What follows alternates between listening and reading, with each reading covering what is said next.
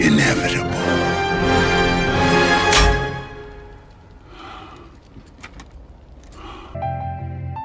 Let's go!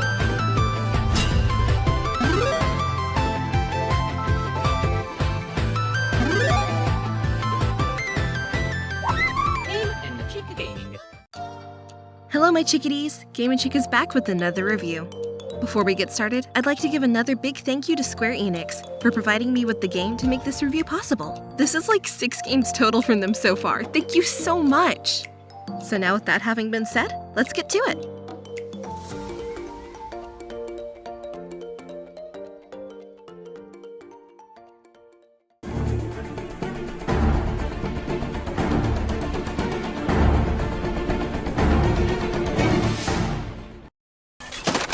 Marvel's Avengers is an action-adventure game that is developed by Crystal Dynamics and published by Square-Enix. It's been nearly a year since this game was originally released, but since that time there's been a lot of updates, new content added, and many other changes that might give this game new life. Does this game have a second wind like good old Steve Rogers, who can do this all day? Or is it best left as dust in the wind, like our friendly neighborhood Spider-Man, and leave us saying, "I don't feel so good, Mr. Stark"? Only one way to find out, so let's assemble. Story. It's A-Day, the glorious day when the Earth's mightiest heroes, the Avengers, are unveiling a new high-tech Avengers headquarters in San Francisco. With it being a day of celebration of not only new tech, but a day to celebrate all the die-hard fans out there, everything seems to be just fine. That is until chaos erupts that sends the entire event into sheer panic and destruction. 5 years after the event, now with the Avengers disbanded and being blamed for the deaths and infection of thousands of people, it's up to one die-hard superfan and newly emerging Inhuman named Kamala Khan to seek the answers once and for all and find out just who the true villain is behind this whole mess. And it's a mystery that may shock everyone. Gameplay. Marvel's Avengers is an action-adventure game that has you starting out as the young Kamala Khan, who was also one of the victims of the outcome of A-Day. This event led to the deaths of thousands of people, as well as leaving many more with the mutation that not only gave them special powers and abilities, but also made them enemy number 1 on the list from the evil corporation of AIM. All people deemed and labeled as Inhumans are tracked down, jailed, or even killed. It's one of the darkest times for humanity in general, and with the Avengers disbanded and scattered all across the globe, there seems to be no end in sight to fixing this mess and freeing the world from this tyranny. That is until Kamala Khan decides one evening to hack into the AIM private security servers to see just what the hell they're up to. And what she finds is very disturbing. Alright, let's see what we've got.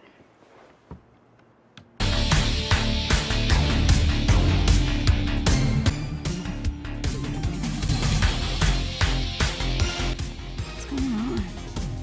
After viewing the footage and seeing that it was the scientist Tarleton that was the one who killed Captain America, she can't believe just what she has witnessed, and knows that she has to do something, anything, to let the world know that it was not the Avengers' fault. They're innocent of the crimes AIM says they're guilty of.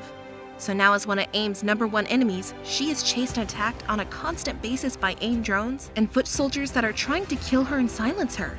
She can't do this alone. She needs help. But who can she call? Well, the only thing that she can think of is trying to find the rest of the group known as the Resistance. The Resistance is a group of Inhumans who vow to fight back and take down AIM. So with her heartfelt goodbye to her dad, not knowing if she will return, she sets off for the Inhumans base to try and help expose AIM for who they truly are. Pretty big task for just a kid, especially one who looks like a female Stretch Armstrong. The real ones will know who I'm talking about. Respect. Pretty good setup for your adventure, right? Well, now that you're aware of the basic gist and the premise of what the overarching plot and story are, it's now time to get a little bit into the actual gameplay. We'll start with a few characters, including Kamala Khan, whom you'll be playing as mostly in the beginning of your campaign. In Marvel's Avengers, the combat varies from hero to hero based off of the abilities that they have as a hero. For instance, you can be playing as Iron Man, and your style changes to flying and maneuvering around an area with flight, shooting and charging lasers, and so forth. Whereas someone like Kamala Khan acts more like a stretchy piece of rubber that can allow her to change her fist sizes and use poles and other means of transportation to swing on. If you've watched One Piece, think of something like Luffy, or for the better of the comparisons, think of Mr. Fantastic. During the main game's campaign, you will be able to play as all the heroes you know and love: Black Widow, Hulk, Captain America, Thor, and Iron Man. Each character you play all have their own individual character tree and ability tree that you unlock throughout your playthrough, all of which give you massive upgrades that can help you later on in the game should you have trouble dealing with bigger and harder hitting enemies, or enemies with very strong shields that won't let you damage them normally. But not every character is a bona fide winner either. Characters like Iron Man have some really awkward steering using your left and right thumbsticks, and also have really bad aiming when it comes to using your lasers, even when you use lock-on targeting for your enemies. But characters like Black Widow and Captain America feel so good. Being able to kick and punch your enemy with fast attacks in succession, then throw your whip and pull yourself towards your enemies to continue your combination attack by Black Widow feels so damn good, and vice versa using melee attacking with Captain America and charging up your shield throws and watching it ricochet off the walls and land right back in your hand. Man, he really was right. I really can do this all day. It's super fun. But we'll get back to the core gameplay in just a second. Trust me, we'll be thorough. However, I want to touch more upon the progression of the story because this is 90% of the reason people will be playing this title to begin with, in my opinion. As Kamala sets out to find the Resistance base, she happens to come across Captain America's shield just lying out in the middle of nowhere. Strange. She decides to pick it up and BAM! Holy crap, it's Hulk, angrier than he's ever been. And it was at that moment Kamala Khan knew. She'd effed up. Now the game goes from a hack and slash and button masher with light and heavy attacks to an escape for your life level. Run your booty off and jump across ledges, run along walls and dodge all railing and platforms that the Hulk is destroying and try to stay alive. There's no way you can fight this big boy. Long story short, you can't run from him. It's impossible. But he's not mad at you, he just wants the shield. It's Steve's shield, his friend. He just wants it back. So as you plead for your life and pee your pants like Otakon Metal Gear Solid, Hulk leaves and that is that. Shortly after this, you meet up with the Hulk again, but he is now calmed down to his normal state, Bruce Banner. Feeling that she now has a real shot to blow this whole story wide open, she asks for his help in fighting AIM as well as finding Tony Stark. But Bruce is like, girl, the hell? You literally woke me up from a nap, stole my best friend's shield, brought a horde of enemies upon my sanctuary, and now want me to stop eating my bonbons to help you go around the world and find a man I now hate? Well, yeah, Kamala says. But there's something he really needs to see. The old saying of seeing is believing. Bruce has to see the footage that she saw earlier, or else he might not help. So hesitantly, he watches it too, and is horrified by what he saw. I think you should see for yourself.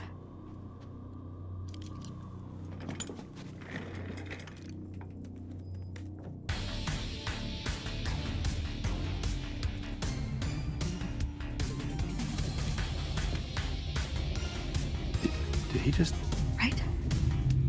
Right? That's what I thought. Once he sees the footage, the two are off to find Tony Stark and hopefully get another Avenger on their team. The story is really picking up now.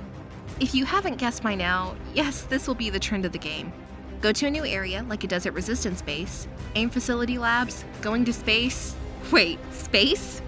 Yes, that's right, space. You actually have to go to space to find a secret AIM lair hidden inside a satellite later on in the game. Sounds like something Vin Diesel wants to do in the next Fast movie, right? It's basically Avengers Go Dead Space, only without all the dismembering of monster bodies. Oh well, can't have everything we want, I guess. But at least we have family, right, Vinny? Although, Tony Stark's armor for this mission does look like it belongs in Dead Space, so hey, at least we've got half a win there. Most of the areas you encounter are pretty cool, at least designed and aesthetic-wise, but only a few are actually expanded on and feel more open. The majority of your trek through each section of the world will take you through narrow hallways and corridors as you fight your way through hordes of enemies, or get your platforming game on depending on which character you're playing as at the time. While they're pretty cool design-wise, it's nothing spectacular. Personally, my favorite area was Anthill. Anthill is the real home of the Resistance Inhumans that is run by Ant-Man himself. They have everything, including high-tech gear, scientists, training facilities for newly discovered Inhumans, and even a weed harvester. Wait, what? That can't be right.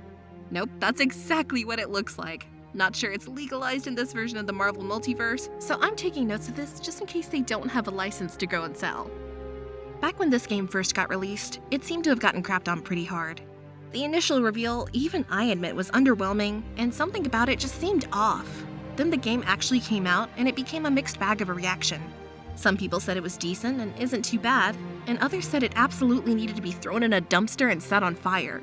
Me personally, after playing through the story campaign and some of the side missions you get to do, I can honestly say, from titles like this, to games like Marvel vs. Capcom Infinite, to Iron Man's 2008 game, I can definitely say I've seen worse. I've seen worse. Sorry. No, we could use a little worse. Going into playing this made me wonder just what was so bad about it that people were getting up in arms about. Much like the situation with Balan Wonderworld, I kinda felt like maybe it was a case of people just jumping on the hate bandwagon, since sometimes that tends to happen. Your favorite creator or outlet shares an opinion, we parrot it because we view their opinion as more valid than our own because we relate to that person. I also thought that maybe it was a case of a more dude bro type of gamer being like, dude, bro, let's just play some Call of Duty, or something. Which makes me just want to become Hulk and give them a good punch out of the room, not because the games are bad, but because it's become obnoxious. Bro, Hulk, let's play like a real game like... All jokes aside, were the naysayers of this game actually right at the end of the day? Well, honestly, both yes and no. The reason why I can agree with certain people on why the game underwhelmed them is based off of several factors.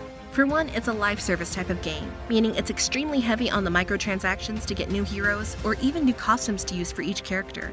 Pacing is also another issue that you can run into with the game, going completely nuts with big action set pieces, then immediately slows you down to a snail crawl, and just going through the motions of fight these guys, move to the next room, fight these guys, move on to the next room. While the gameplay never got overly boring to me personally, some of the level designs actually did. Why is that, you may ask? Are you sure you want to know? The story of my playthrough is not for the faint of heart, but like most stories worth telling, it all begins with a girl. Yes, that girl. Mary Jane. Oops, sorry. I just got done watching Spider-Man 2002 a few nights ago, so my mind is still elsewhere. Where was I? Oh yes, why I got bored at times. Well, it's because of some of the level design. No, not the way it's structured from an artwork standpoint, but the way they can drag on and seem like they really do not want to end.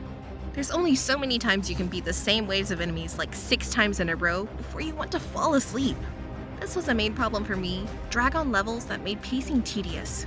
I will get more into my dislikes in a few seconds because there's so much I have to cover. As stated earlier, you have at least 6 characters that you'll be able to play as throughout your campaign, and even more than that when you tackle the in-game content after the main story adventure ends. All heroes have their own loadouts, which consist of equipable outfits, artifacts that boost power and other attributes, gear for hands and chests that can boost your battle power for each character, which is also able to be upgraded if you've collected enough resources, takedown finishers which act like your special move that you can activate on enemies that are low health, and a skill tree which is based on how much you level up by acquiring experience points. The skill tree is actually one of the more enjoyable parts of the combat in this game, as everyone has a different playstyle and each player will have a different experience based on what they level up. Each hero in the game has 4 sections to level up. For example, Iron Man has melee, repulsors, lasers, and rockets, all of which give him a competitive edge during combat by allowing him to upgrade to a flying and downward smash attack, stronger hand repulsor attacks that break enemy shields, a laser that spreads and hits every enemy surrounding you, or strong rockets that send your opponents flying. Every character has these type of upgrades, even probably one of my favorite characters in the game, Kamala Khan. Personality and gameplay-wise, she's very balanced. I love how she is written, along with her rubber hand attacks that require swinging her long arms around and then doing a combo with giant hands and fist. It just feels really good. I actually think I over-leveled her because I used her so much over the other heroes. She's just a really fun and fleshed out character, and because of this game, I'm actually looking forward to seeing how the Ms. Marvel series is going to turn out now. Crazy, right? It's almost time to wrap up this bad boy, because like Doctor Strange says, we're in the in-game now.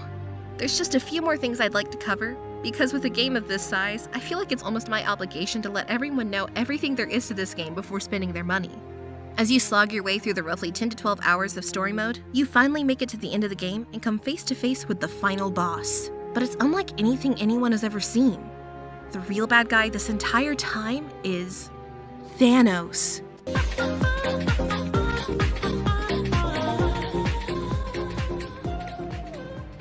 This just got a whole lot weirder. What has happened to his face? No, sorry, he's not the real villain. The main villain of this story is MODOK. Due to the events of A-Day, he's been mutated into a gigantic head. You remember the 90s and games having big head mode? Well, think of that, except someone is using Game Shark or Game Genie to make it permanent. Poor guy, he's in over his head. Yep. This fight doesn't really have anything that's special, spectacular, and doesn't have much substance. Plus, it has one of the biggest tropes in it that tends to annoy me, and it's the trope of, "Ha! You think you beat me? Guess again!" And then the enemy goes through like 5 more phases of tedious tasks. It's like, good lord, enough with the padding. I get it. Can I just beat the game and move on now, please? Thank you. This game also suffers from stopping you dead in your tracks and making you do a fetch quest for specific items to advance the story. But it doesn't tell you where to find them. You have to guess. This annoyed the living hell out of me and wasted nearly 2 hours of my time, and my boyfriend ended up getting an annoyed rant out of it from me. You owe him emotional compensation, Crystal Dynamics. Extra stuff. When you're done being the mightiest hero you can be during the main game campaign, you're able to take on a lot of the in-game content. I'm not joking. This game is loaded with things to do after you beat the main game. From daily challenges that require you to help with ongoing shield investigations, complete all harm training programs for every character for extra currency to spend, heroic mission chains for each character that give a little side story to their character, and then there's finally the bigger missions that people will care about more overall called Operations. Operations are mini side stories where you get to take on the role of Hawkeye, Kate Bishop, and Black Panther in the newest released update. These offer at least multiple extended hours to your experience, easily. And it's definitely one of the better incentives I've seen from games lately for in-game content. It will have you coming back for a while, and that, my friends, is a good thing. Overall, at the end of the day, even a year later, Marvel's Avengers still remains quite a mixed bag. No matter how much you want to slice and dice it, even with all the updates it's gotten over the last year, and with the PlayStation 5 version getting graphical upgrades, better performance and frame rate, it still can't fix the tediousness of some of the levels that drag on. The fetch quests that become mandatory and won't let you advance on in the story, lots of linear hallway fighting, and some characters that either seem unbalanced or awkward to control like Iron Man. But even with all the bad, it still does a lot of things that are really good. Such as I feel this game has a really interesting original story, and I was actually interested the whole way through. Graphically, this game looks so damn good, easily the best looking Marvel game to this date. The characters to me are also very well written, and I can't say I hated anyone in this story from how they were portrayed or how they were voice acted. Everything screamed top notch when it comes to that category, and easily, bar none, my favorite character of the game was Kamala Khan. Everything about her character resonated with me, from her fangirl-like spunk and excitement, to her determination to do the right thing, and down to her combat style. Definitely the best character. There's a lot this game gets right besides that as well, like character gear upgrades, takedown moves, skill tree that allows you to make your own hero's arsenal more powerful, set pieces that are action-packed, great voice acting, and even the music is good. Sure, it's not the most amazing game in the world, I'll 100% agree to that without question. But as I said earlier, I've played and seen far worse than what this title offered me here. Do I feel that this title redeemed the good name of Marvel? Not exactly. Marvel games of late, at least in my opinion, have been more miss than hit. But there's another title on the horizon that may swing things back in the favor of hit rather than miss. So it will be up to that title to avenge the fallen. Avenge me. Avenge me! No! I'm of course talking about Midnight Suns. So let's just end this now so I stop rambling on and on. What's my verdict? Well, if this game was still full price or even $40, I'd probably tell you to pass or wait for the price to drop. Sure, it has a lot going for it, but the live service format can be a turnoff and a hindrance. But since you can find this game at retail for a $20 to $25 price range, I say why not? So with all that having been said, my verdict is clear.